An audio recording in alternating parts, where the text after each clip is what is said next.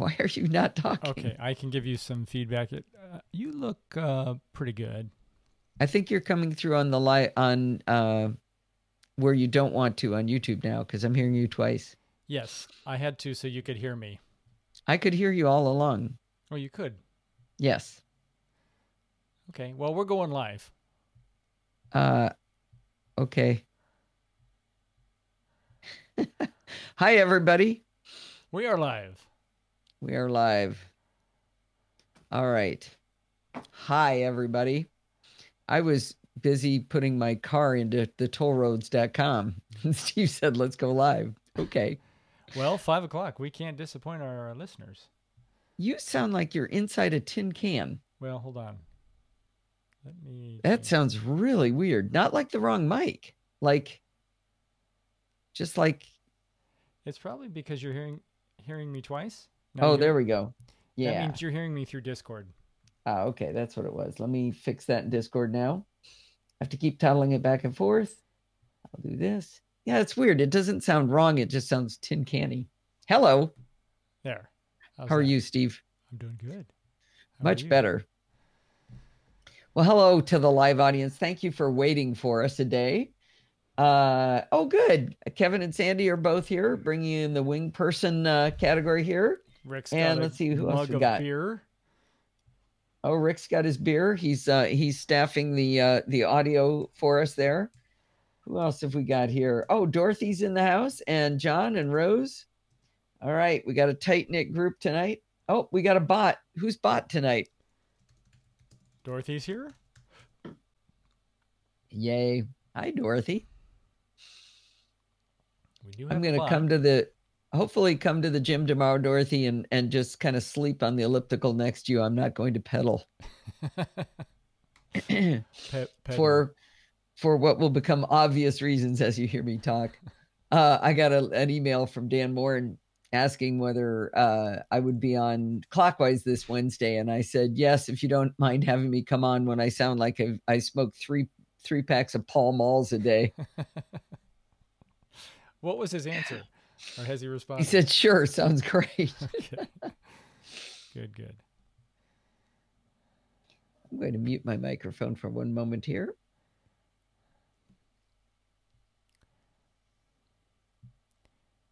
She probably doesn't want everyone to see her blow her nose, so I will shift over to me while she clears her nasal cavity, so to speak.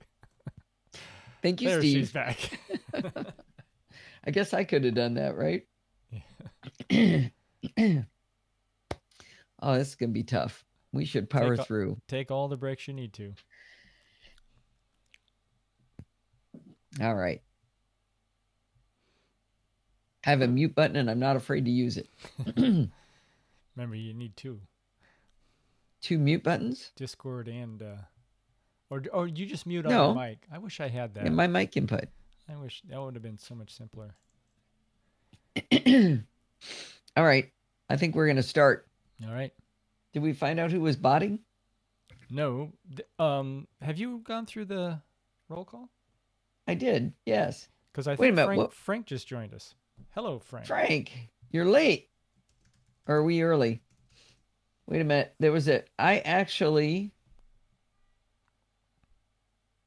Stevie, can you hear me? I actually know that one. I saw Tommy. Tommy? Yes. Yeah, that was gross. I hated that.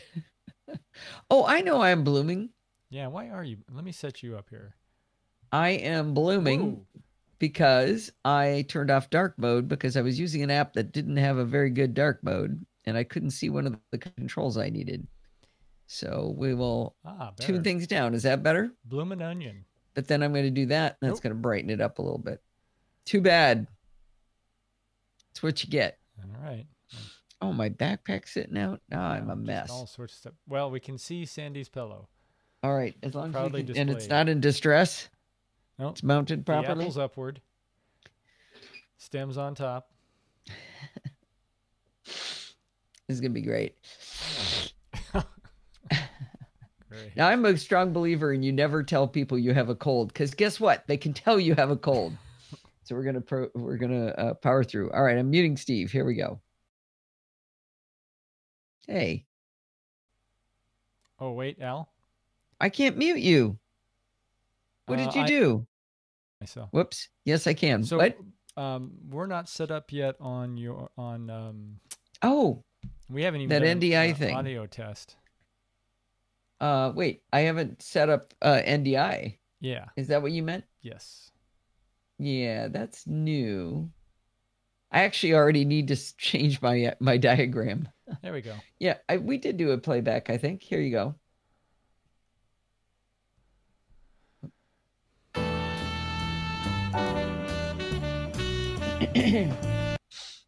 Okay, did you hear it? Ask the chat room. Chat room, did you hear it? Chat room, can you hear me? Kevin says it's a big yes. All right, good. All right, muting Steve. Talk for a second, Steve. Okay, the mute is working, but it used to put I could see a visual change to the app, but I can't see it now on the control surface. All right, here goes. Hi, this is Allison Sheridan of the NosillaCast podcast, hosted at podfeet.com, a technology geek podcast with an ever so slight Apple bias. Today is Monday, May 20th, 2019, and this is show number 732. Well, hey, thanks for waiting for me for a day. We went off to see, go to a little graduation party for Steve's nephew. Just an excuse to see the family, and I appreciate you waiting until Monday for the show. I want to give a shout out to a listener who goes by Dat Guy on Twitter. Today, he tweeted me a note. Actually, I think it was yesterday. He tweeted me a note that said, I've been enjoying programming by stealth, but I was surprised to find a gap in the feed. Did you know that 21 to 29 are missing? Well, while I'm delighted that Dat Guy is enjoying the show, I was surprised to see that the episodes had indeed disappeared from the feed. They're all up on podfeed.com. The episodes are actually all there. And for the life of me, I have no idea how they got deleted from the PBS RSS feed. It took me a while to recreate the entries, but it is kind of weird that they all wandered off. If you're signed up for the Podfeet Press, which you totally should be, it's a newsletter that comes out whenever I post a podcast episode. I think there's actually a link at podfeet.com right at the top to sign up for it if you like it.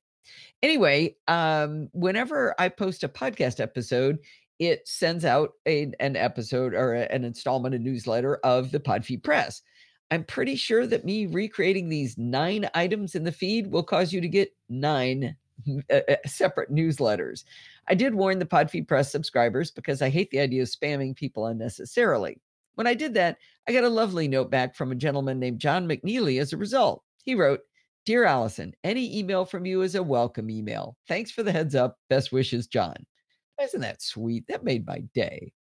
Well, I also tweeted, Facebooked, and Slacked out that you may suddenly see 9 episodes of Programming by Stealth in your podcast feed, but they'll be dated late 2016 and early 2017. By the way, I did all of this on a road trip, the road trip I was just talking about from visiting Steve's family for the weekend. When I got home, I tweeted at that guy to tell him I had it all fixed. And right before showtime, he said, oh, yeah, guess what? Episodes 31 to 34 are missing too. So I guess you'll be seeing a few more messages from me about this. Speaking of Programming by Stealth, Chit Chat Across the Pond this week was Programming by Stealth installment 78. Last week's challenge was really fun. Bart asked us to build a game with very little guidance. The basic idea was our game was to have our program get a random number from a tool on Bart's website and then let the user of this little game try to guess what that number is. The constraints were pretty wide open, and we started with a blank screen, which was really scary. I mean, like a blank sheet of paper, but a blank screen, nothing on it, had to write it all from scratch. I had a total blast writing mine, and Bart really enjoyed watching me as I sent him cooler updates over the 2 weeks. Bart had an equally good time writing his own and even let me make suggestions for improvement on his throughout the week. In this week's installment of Programming by Stealth, Bart takes us through that challenge solution, not in a detailed step-by-step method, but instead, he went through some major structural ways that he created his code. He digs deep enough to explain why he did each thing, but it's a great lesson on building code that's easier to debug and, to be honest, more fun to write. As I suggested improvements to his code, he decided he needed to use a component called Bootstrap popovers. In this episode, he walks us through how they work, and I have to say, they're pretty slick. I was excited to go to a website after listening to this episode, and I just found on another website I could definitely see it was a Bootstrap popover somebody was using. Anyway, after he teaches us about Bootstrap popovers, he introduces us to a super intuitive JavaScript library called is.js that just completely simplifies our code. I asked Bart, could you back up 2 weeks and show me is.js before I did last week's homework? Anyway, as always, Bart's awesome tutorial show notes are available at bartbuchatz.ie, and the link to all of that is in the show notes along with the audio feed, and you can find this in your podcatcher of choice under Chit Chat Across the Pond or Programming by Stealth. I think you came in before I hit your unmute, Steve. I heard something. Did you? Yeah, did you? No. But Steve Davidson just joined us in the chat room. Steve Davidson? Yeah, Steve 3D. That's exciting. Hi, Steve. Yeah, and he's got full depth tonight. Ah, that's good. Yeah, none of that 2D stuff. I wouldn't want 2D, Steve. No. I wonder why it's 3D. It's very exciting. Steve, have you been in Discord with us before? Well, I think he said this is new and he wants to know, how does one see and hear the live show? Let me send that to him. Oh, okay. Wait, Wheels is saying, looking forward to seeing you at MacStock. I hope you mean Steve. I'm not sure which Steve he's referring to. Steve Davidson or Steve Sheridan?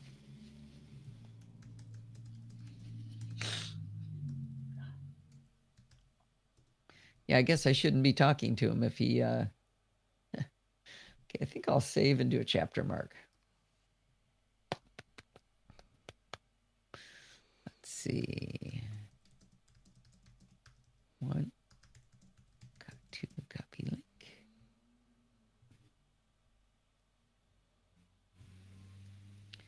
I have we should show... it sounds like Steve 3D got into there. He might be able to listen now. Hello, Steve 3D. Can you hear us in Discord? Can you hear us now? Very exciting. Put a chapter mark here. Yeah, I think a lot of people do that, John. Although some people listen in Discord. I don't know how you do that and watch the video. Maybe just you kind of see the video on the side. But I like my video and my audio synced, and you won't get that if you listen on Discord and watch the video, because they are. But if you watch the video and audio together, then you'll be behind on the jokes. Yeah, but it's not too far. It's only a couple, 3 seconds. It used to be 30 seconds. Oh, really? Seconds. Yeah. That's not too bad. Much closer than they used to be. Good to know. Maybe 7 or 8. All right. I'm glad it's not a long me talking episode. Okay. I am going to mute Steve and start recording again. Okay, go right here.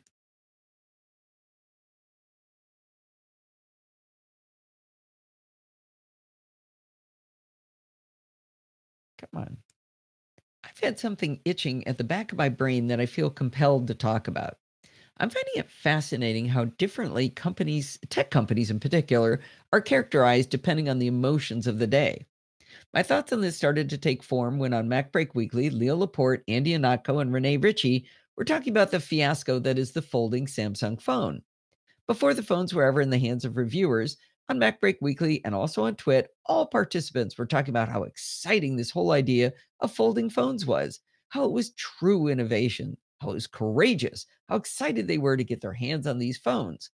Now, while they mentioned that the phones would cost $2,000, they had no discussion about how elitist this phone would be. No one said that Samsung should come out with an affordable version. These same panelists say this all the time about Apple phones. But with Samsung's folding phone, they only talked about how excited they were about this new technology. Personally, I didn't even feel they made a compelling argument about this problem this technology would solve. But you know what? I'm not a big thinker. I don't see the future very well, so maybe it is exciting.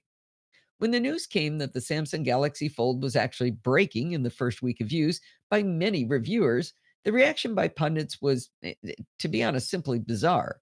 On MacBreak Weekly, Leo asked the oddest question of his panelists. He said, "Don't you feel sorry for Samsung?" Similarly, on Tech News Weekly, Jason Howell, in reference to the Fold fiasco, said, Samsung can't catch a break. I find both of these questions baffling. Why would you feel sorry for a company making a $2,000 product that breaks in the first week? It turns out that making high quality hardware with good design is really, really hard. It takes a lot of engineers, a long time, and a lot of effort to make something work reliably. It takes good testing to push the edge conditions to see what happens. It takes an enormous effort by quality control engineers to put the controls in place to ensure reliable manufacturing practices. These things do not happen by luck. They don't happen because of goodwill. They happen because of robust engineering and manufacturing discipline. Feeling sorry for a company for making a terrible product that fails so quickly makes no sense at all to me. I think it's also interesting that in this particular story, empathy is being directed towards the very same company who designed and produced a phone that caught on fire in normal use. The same company then re released the same phone, and that one caught on fire as well. Can't catch a break? No. The answer is that they have repeatedly failed at good design and manufacturing processes. None of this happens by accident. I'm going to say it again. It happens by design. If you've been listening to me for any length of time, you know two things. I have an ever so slight Apple bias. Second, I had a dreadful experience working with Samsung on a quality and process issue probably 20 years ago that left a lasting impression on me about that particular company. It could be suggested that if you combine these two facts, Allison may have taken great joy when Samsung's phones exploded and broke when folded.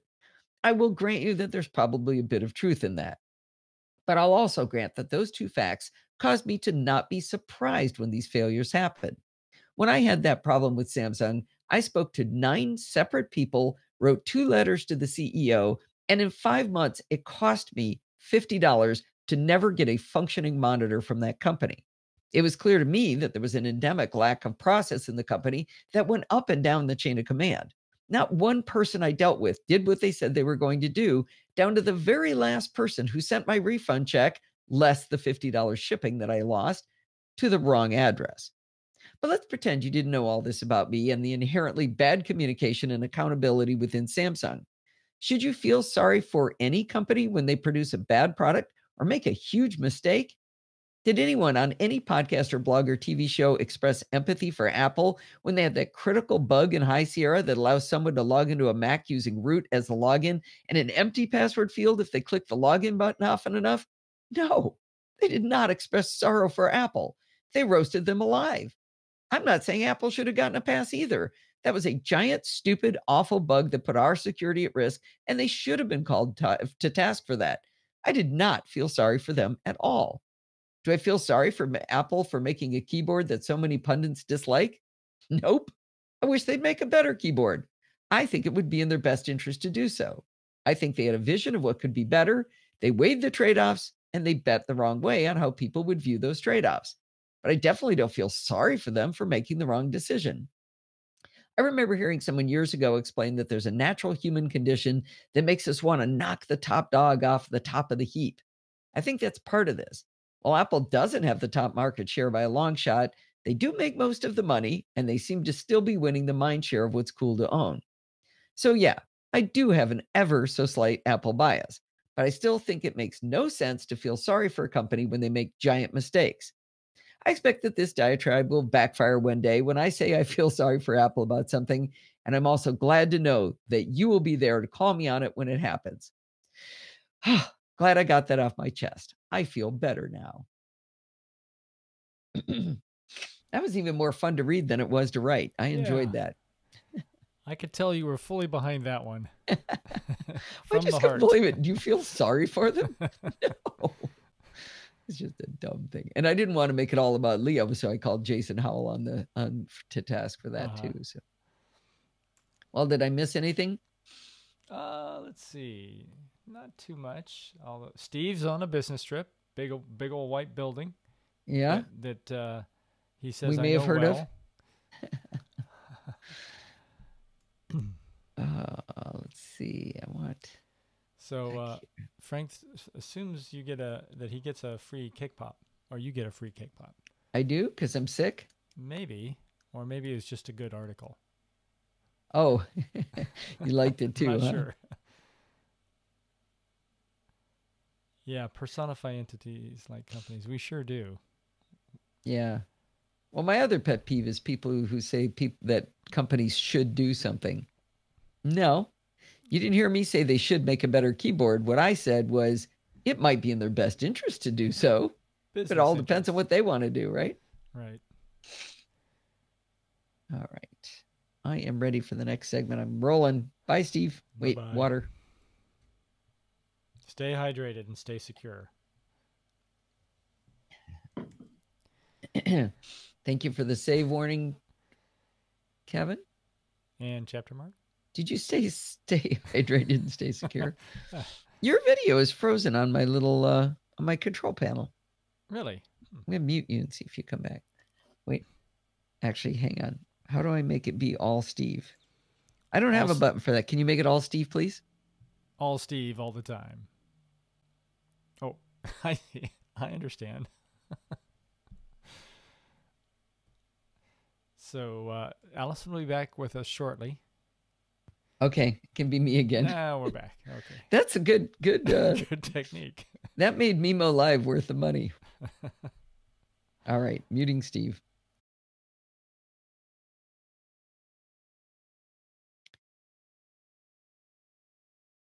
Last week, I mentioned that I'd like to create a little segment that will probably go on for quite some time that I'm calling Tesla Tech. I'm hoping in little bite-sized chunks I can explain the technology of this car that I find intriguing, helpful, or annoying.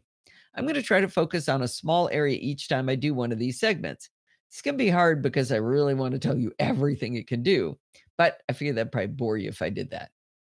I thought this week we would start with the Tesla app, which lets you do a surprising amount of things with the car. Before delivery of my car, the app was really frustrating. It just showed me an image of the car and told me, that's the one you're getting, but nothing more. 15 minutes before delivery, though, I could see everything about the car. Here's the crazy thing. With the Model 3, there's no key fob. Your phone is your key. You walk up to the car with your phone and it automatically unlocks. When you walk away with your phone, the car automatically locks, gives you a quick beep to let you know it's locked. I think the lights might flash as well. While this feature seems very handy, it got me to thinking that if I lost my phone, someone could steal my car. Then I realized with my previous Acura TL, when I walked up with my keys and purse in my purse, my car unlocked with those too. So losing keys, losing the phone, exact same level of risk. However, Tesla has automatic tracking, so you can tell the police where to find your car if someone steals it. That can only be circumvented by thieves if they disable mobile access. But Tesla pushed out an update recently that requires a username and password to disable mobile access. So I guess I can sleep easier with the new car. Both Steve and I have paired our phones with the car as keys, so either one of us can drive without having to carry keys. That's really swell. The app lets me unlock the car, which I guess could be helpful if I was, say, too lazy to get something out of the car at night and wanted to go send one of my kids to go get it. You know how you make the kid fetch the remote so you don't have to get out of your easy chair to change the channel? They also give you 2 key cards. These are simply black cards that say Tesla on them. Obviously, if you're loaning your car to someone, I'm not sure who I'd trust my Tesla with just yet, or let's say using a valet, you would give them one of these key cards. To enter the car, you tap the card on the pillar between the front and rear windows, right under one of the embedded cameras. Then to enable the car to start, you place that card between the front of the center console and the cup holders. It's got a pretty slick design on how you use this little card. It's way easier to keep a card as thin as a credit card in my wallet than carrying a giant key fob. Now, if you want a key fob, you can buy them. They look like a tiny version of your model car, and you press on the front trunk to open the car. They're really adorable. I don't want to carry one more than I have to, anything more than I want to. Didn't make any sense. I don't want to. Why does my voice sound bad on recording? But I don't want to carry any more than I have to these days, so I'm probably not going to get a key fob. By the way, I said that the phone always unlocks the car, but while we were on our recent road trip, a couple of times I tried to open the car with my phone and it didn't actually work. And I don't know why. I tried a couple of times to open the door and it wouldn't open, but I was able to use the key card. So I think I will keep that key card with me. From the home screen, I can see of the app I'm talking about, I can see how many miles of charge are available, and it tells me the car is parked.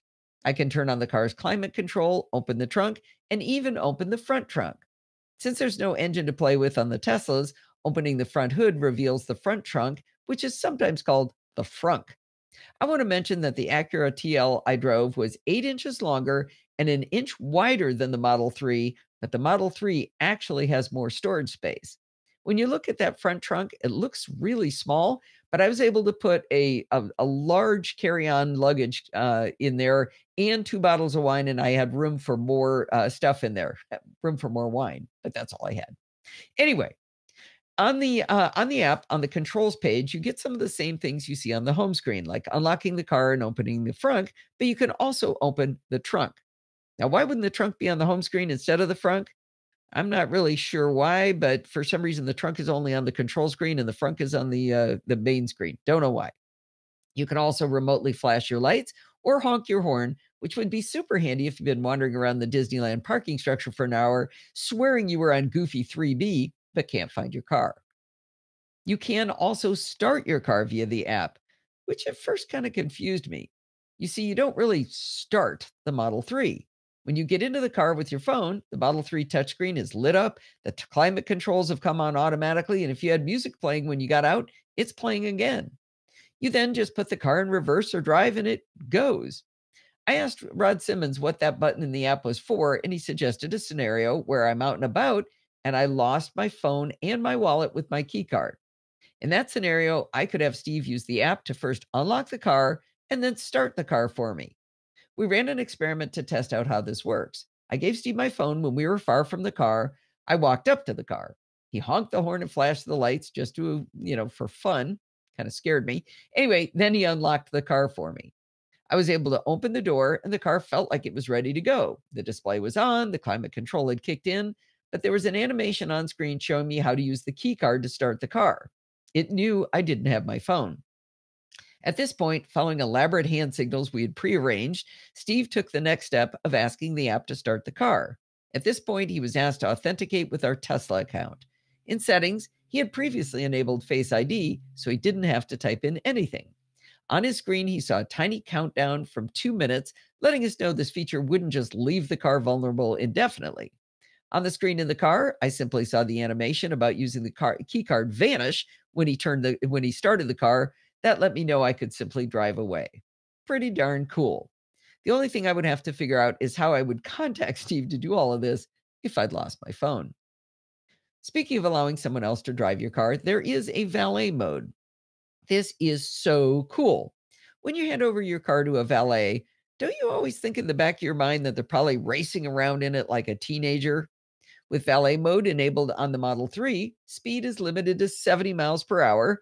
Max acceleration and power are limited. The front and the glove box are locked. Home and work locations are not available from navigation. Voice commands and autopilot features are disabled, and they can't mess with that mobile access setting we talked about for thieves. They also can't view paired phone data or pair a new phone. All of these features are locked out with a 4-digit PIN that you set each time you enable valet mode.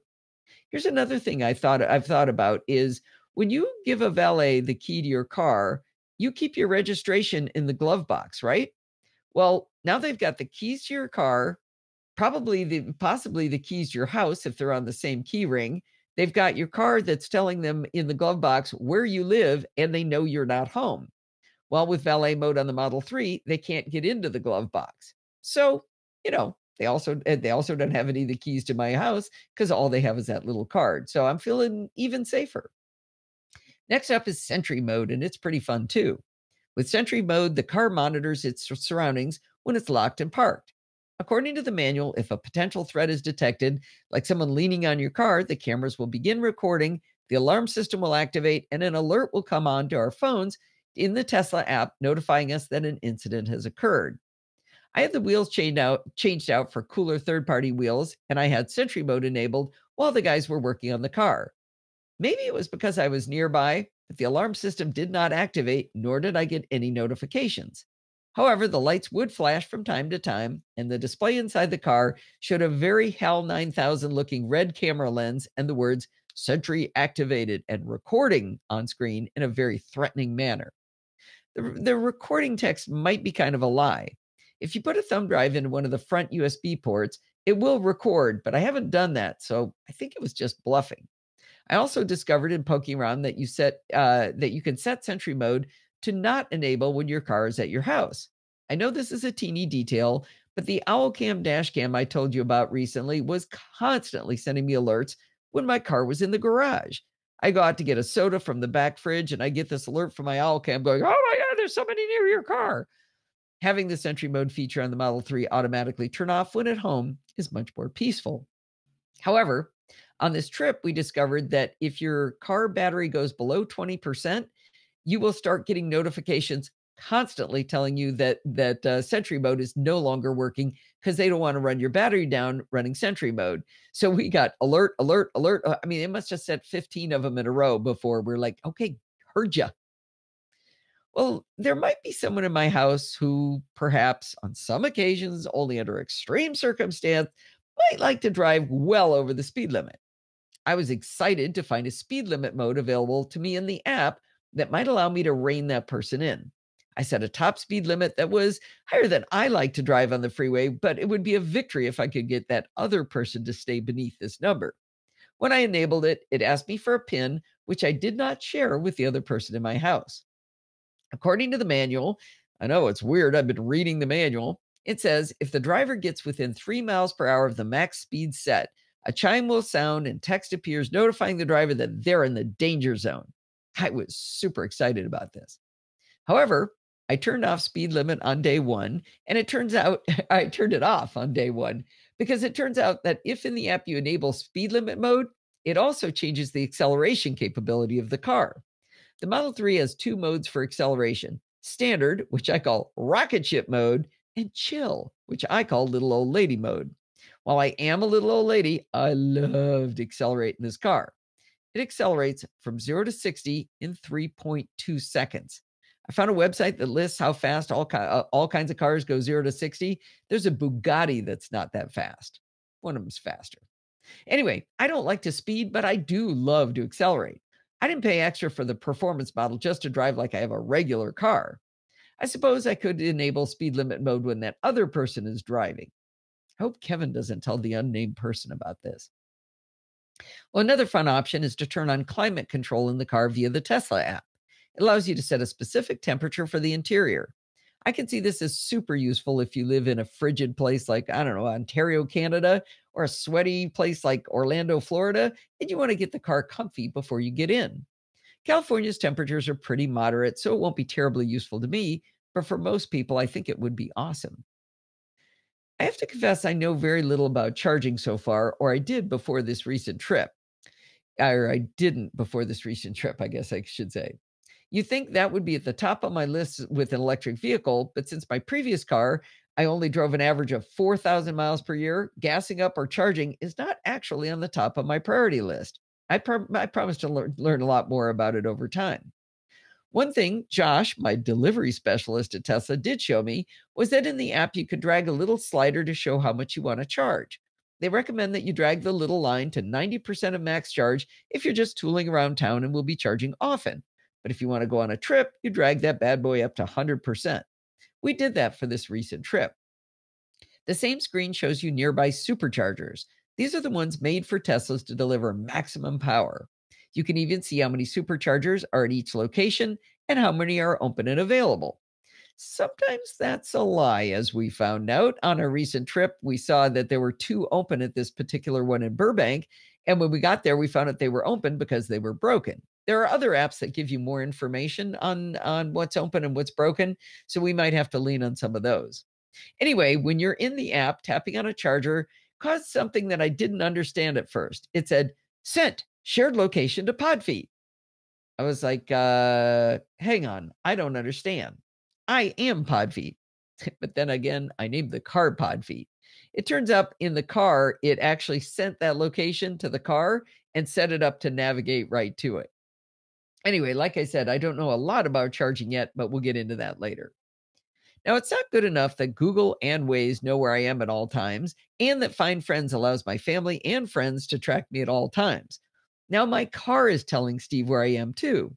On the main screen, there's a section that says location, and in smaller letters shows the exact address of my car.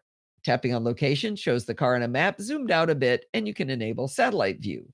But then there's a target that when tapped shows you a really precise location.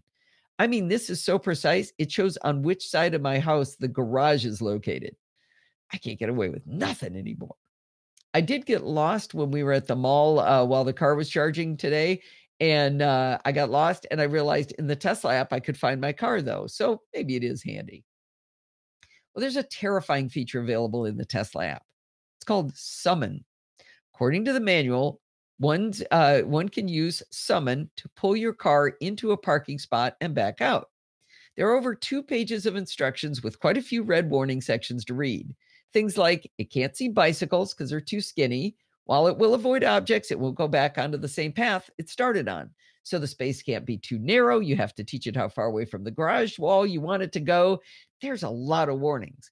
You can also ask the car to come to you with Summon. You can get it to drive up to 39 feet. How the heck does that work? I really want to try this out, and at the same time, I'm absolutely terrified of trying it. We'll let you know if we ever get up our nerve to give this a try.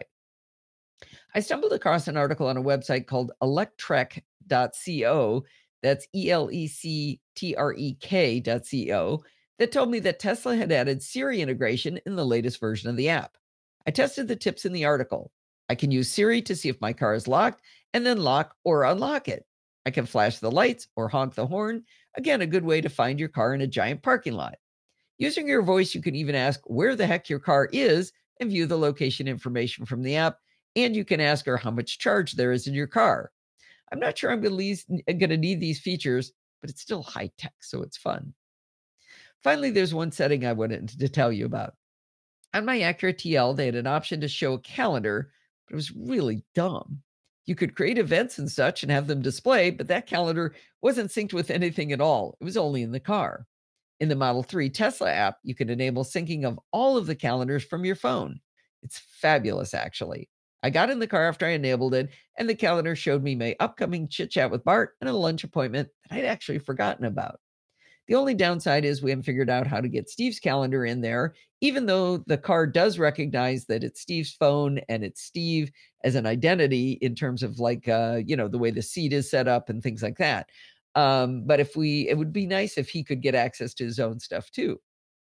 I may say this quite a few more times, but this car isn't like other cars at all. The ability to control so many things about the car remotely from an app is just crazy to me. I feel like I jumped forward not 7 years in the future from my old car, but rather 50 years into some space age future. And other people I've gotten in the car have said the same thing. It's like, whoa, I'm in the future. Anyway, I like writing up these tech notes because it's forcing me to read the manual and touch every single button, except for that scary summon button. I hope you'll enjoy learning along with me. Here's a little tiny typo. Did I miss anything? Steve? No, just a lot of talk and joking about various car things. Oh, you unfroze. I did. That's very exciting for me. All right. Time for a little... So Steve Davidson asked what the acceleration is at 0 to 60 in 3.2 seconds, and that's... Wait, what do you mean? What is the acceleration at? How many Gs? Mm. What's the G-force you feel when you accelerate?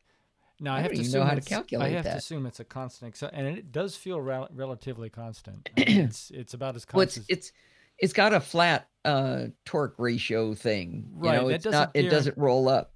Right. It doesn't guarantee it's perfectly constant, but it's more constant than an ICE engine. Much more, yes. Actually, that's like saying ATM machine. Right. The E in ICE stands for engine. What are you doing? Are you typing?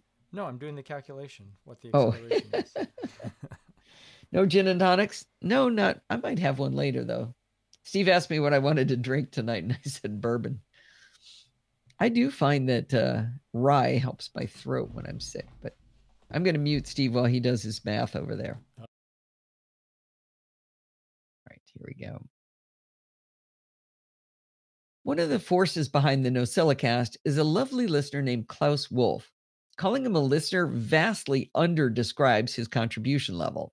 He emails me a lot and he helps me with things. He contributes in our Slack over at podfeed.com/Slack. He has recorded listener contributions about PopClip and how do you keep podcasts from filling up our Apple Watches. He even taught us some of his native language one time, Hessisch. He has been a guest on Chit Chat Across the Pond, where he tried to convince me of the value of metadata. He is one of the most consistent users of the Amazon affiliate links in Germany. But all of that was not enough for him. He has just become a patron of the Podfeed podcast. He went over to podfeed.com/Patreon and signed up to contribute a weekly dollar amount to help fund the costs of the show. Personally, I think this is above and beyond the Call of Duty because of all of his other contributions, but I will graciously accept his financial support as well. I don't expect you to do as much as Klaus. I don't expect Klaus to do as much as Klaus. But if you are looking for an easy way to contribute, please consider becoming a patron of the show like Klaus. Okay, Steve, you're allowed to discuss your math here. I'm not done. Sorry. Oh. Chit chat intro. This one, right? No. Security bits intro. And let's see, I'm going to pull this in. Actually, let me see. I want to put, nope, that's not the way you do it. This? I guess I want that. Oh, I need a button, Steve, for how do you get, oh, maybe it's this. Nope. Whoa, what'd you do there? I'm just pushing buttons. You're just pushing buttons. How do I make it, which is the control that should make it all big screen of the recording? I don't know if you have that one. I don't think I do. I should, though. Do you want a big screen? Yes. Which one? Of you or no, of the Hindenburg. Yeah. What is that called? Hindenburg. That's what that control is called? I don't know. It's just the individual controls below the main screen in Mimo. Oh, so I may not be able to have that.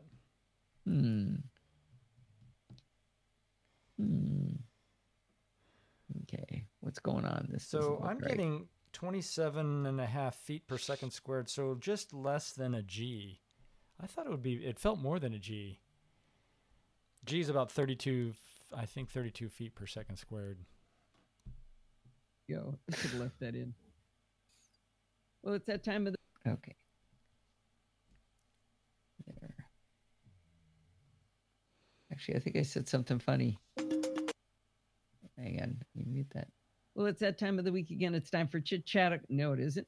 There we go. I should have left that in. Okay. There, you got a little outtake. Did you guys like that? Wait, I didn't hear it. Say that one again. Oh, okay. This was... Play it again, Sam. Let's see. We'll get a plink first, too, I think. Oh, we love the plink. Well, it's that time of... Nope, I didn't get the plink. Hang on, let me get you the plink. Steve says that. It'd be hard to play both. Listen. Blink. All right. Well, it's that time of the week again. It's time for Chit Chat. No, it isn't. There we go. I should have left that in. Should I start it up with that? Should I leave it in? Sure.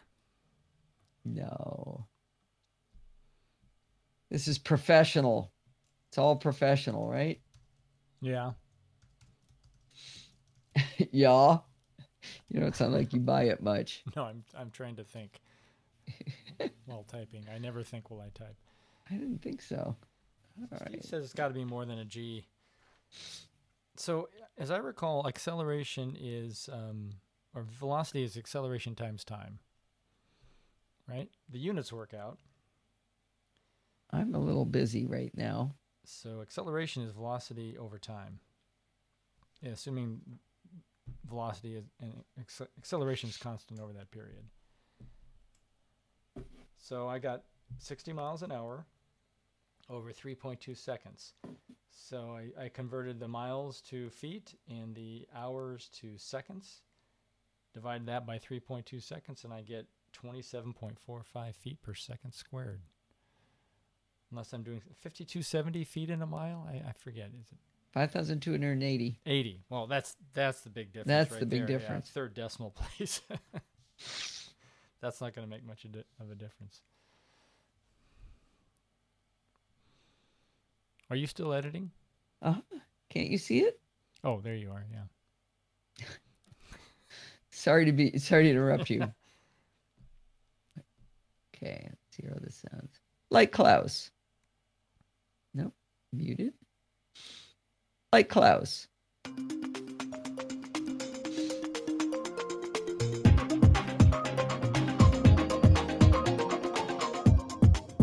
Well, it's that time of the week again. It's time for Security Bits with Bart Busschots. How you doing today, Bart? I am doing just fine. Now that we actually have the ability for me to hear you and you to hear me at the same time. It does turn out it's more fun when it's that way. We had perhaps a little tiny bit of audio problems here. But before we dig in, I want to tell you a little anecdote that I think you will enjoy. Well, it'll be irritating at first, but then you'll like what happened. Okay. You know how we all like to yell into our phones when somebody's wrong on a podcast, right? Oh God, yeah, that's one of the best parts about being a podcast listener. And then you go straight to the Twitter button, and then you really have fun. And then 2 seconds later, they correct themselves, and you have to send a little sorry. Well, I was listening to MacBreak Weekly, and Jim Dalrymple was the subject was what Apple should do about their App Store and whether they should allow people to sideload apps. And one of Dalrymple's points I thought he made was really good. He said, you know that when they do that, the headlines are going to read, iPhones have malware now, not some idiot sideloaded a piece of crap, right? Yeah, yep. And I thought he made a really good point then. But then he said, the Android is completely insecure because Google does nothing to protect the security of Android. And I was just screaming into my phone going, didn't you read the Google report that Bart read to us? Or any of the stuff from Google's developer conference this week. Or yeah, it was complete horsepucky. And Andy Anako tried to argue with him, and Dalrymple's argument back was, oh, come on. And he said it twice. And Andy's like, I can say, oh, come on, too, And then Andy went on to be totally wrong about something else. So I was yelling into my phone about that. But I thought you would really enjoy. I mean, I thought he did make a good point about what would happen if they allowed sideloading. But anyway, I thought you'd like that I was quoting you and yelling into my iPhone about it. Quoting me defending Google. All right, Sandy, it's clear to me next time we meet up, we shouldn't meet for breakfast. We owe her a Manhattan. Or we have to have Manhattans at 7 in the morning. Or we just have a really happy breakfast. Hey, once in a while I'm getting a glitch on your display where it just blanks out for a half second, comes back. Now, I thought I saw that too. It may be that we're in your Hindenburg mode. Let me get back to regular mode. Okay. See if it typical Manhattans are made with rye? I did not know that. I got to listen to this. Hang on. Until next time. I hope you do. Stay patched. Ah. Pleasure. And you know, of course, what I'm going to say. Until next time. I hope you do. I can cut that. Yeah, that was weird. We had some big lag problems. Have you checked the very end? You know, of course, what I'm going to say. Until next time. Stay patched and stay secure. And hydrated. Well, this has been fun. My pleasure. Yeah. Yeah, and you got it. I'm going to cut that a little bit tighter now that I didn't interrupt him. You know, of course, what I'm going to say. Until next time, stay patched and stay secure. We need shirts, Steve. Would you design the shirts? Stay secure shirts, sure. Yeah, don't you think stay patched and stay secure shirts would be cool? And we could use the Security Bits logo? Yeah, totally. Oh, I wanted to hear that blurb that you just cut off. What did Bart say? Oh, I don't know. Just the jibber jabber we say at the end. Oh, okay, you probably don't want to reveal that. No, I just don't know. I just okay. Could be anything. Muting Steve. Well, that's going to wind us up for this week. Do not forget to send in your dumb questions, comments, and suggestions by emailing me at allison@podfeed.com, and you can follow me at Podfeed. Don't forget that you're going to get a whole bunch of those Podfeed presses this week. I'm sorry about that. Nothing I can do, but hey, you'll know I'm there and that I love you. Remember, everything you care about starts with podfeed.com/something, like podfeed.com/Patreon, like Klaus. You can join our Facebook group at podfeed.com/Facebook. You can join our Slack community at podfeed.com/Slack. And if you want to join in the fun of the live show, like Steve Davidson did for the first time since we moved to Discord, head on over to podfeed.com/live on Sunday nights at 5 p.m. Pacific time and join the friendly and enthusiastic NosillaCastaways. Thanks for listening and stay subscribed.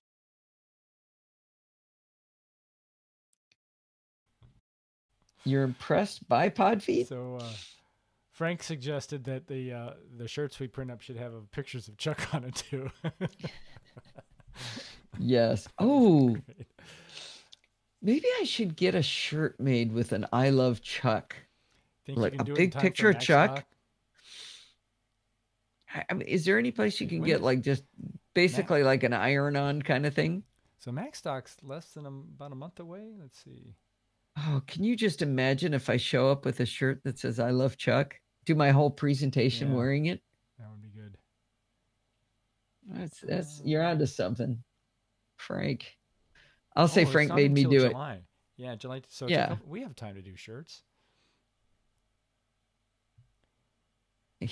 A Chuck shirt? Would you wear a Chuck shirt too?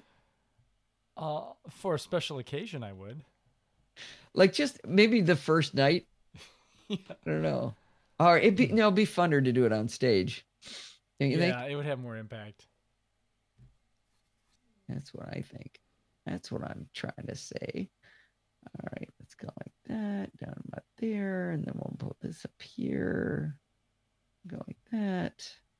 We'll go like that. This is so boring to do this way. I need to make a video for the guys that make Hindenburg.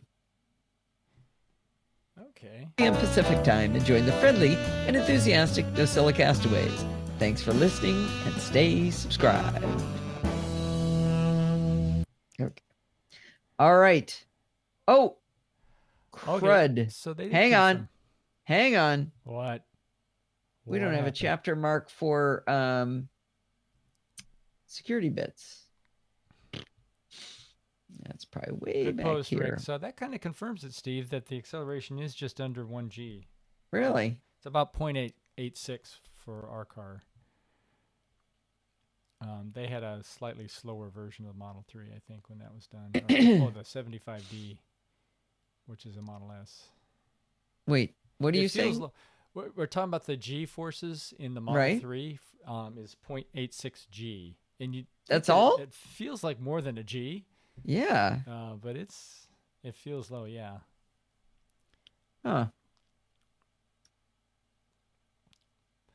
Rick put a link to an article about Model 3 performance, but I thought you got over no, just under 27.56 feet per second squared. Okay, so instead of 32. Yeah, so divide that by 32 and you get the G-force, equivalent G-force. That's interesting. I would have thought it was more than a G. I would too. It sure feels that way. So when you put the car in, sure. We had a bunch of fun taking our same as my chair. Nice, Frank. Nice, Frank. Well done. Is that why you have that look on your face like this all the time? When we took the car up to see family, we took everybody for a ride, and we had most of our more fun relatives turn on Snapchat and then start recording right when we hit the acceleration to get the look on their face, and that was pretty fun. You might want to qualify that we're not doing 0 to 60. We're kind of doing 0 to 40. 0 to 40, really. It was on a 40-mile-an-hour road, but you can get the effect. Yeah. And then when I took Steve's mom out, I was pretty mellow with her, and then finally I convinced Steve's dad to go out, and I wanted to actually do it to him, and I punched it, and it just wasn't that exciting. And I thought, oh man, am I getting used to this? But what we discovered was as your battery charge gets lower, it doesn't do the full acceleration. It won't let you waste energy. And I don't think that's a gradual roll off. I think there's a limit, like 15% battery left or something, where it markedly changes. Yeah, we're surmising this. Yes. We're inferring it. Yeah, we need to read up. Yeah, yep. All righty. Well, I think I'm a wrap. I have published that piece. I've got the audio done. It is 5:54 and my voice held out. Good job. We'll see how I do on Clockwise this week. I hope you had fun, Steve. I did. For your debut episode of on Discord. Steve Davidson. Yeah, well, I hope you had fun too, Steve. We both had fun. Oh, wait, you had a Mini that had a G-force gauge. Yeah, is that lateral or maybe just any direction? That's fun. Taking corners. So that was for lateral G's. Oh, that's funny. That is one interesting thing on the Tesla, since it's all battery down below you, that your center of gravity is really, really low. So when you take a turn, you just go sideways. You don't tilt at all. It's very strange. The closest analogy is a go-kart. Yeah, go-karts are real low to the ground. Including letting off the gas to decelerate and taking corners. So you sure you're not going to let me go to one of those racetracks where you let the car slide? Oh, what's that called? You want to drift? Drift. There is a drifting mode. There is drift mode. I'd have to buy new tires, but pot feet drifting. I got to get video of that. That'd be fun. All right, guys. I'm calling it. All right. See you guys on Sunday. Bye, Rose. Mwah.